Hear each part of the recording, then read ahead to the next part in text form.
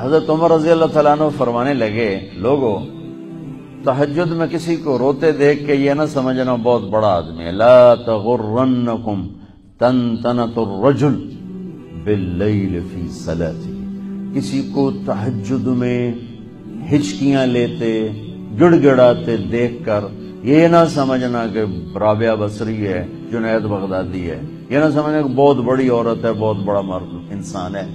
ان الرجل کامل مکمل اکمل اعلیٰ ترین انسان جانتے ہو کون ہے؟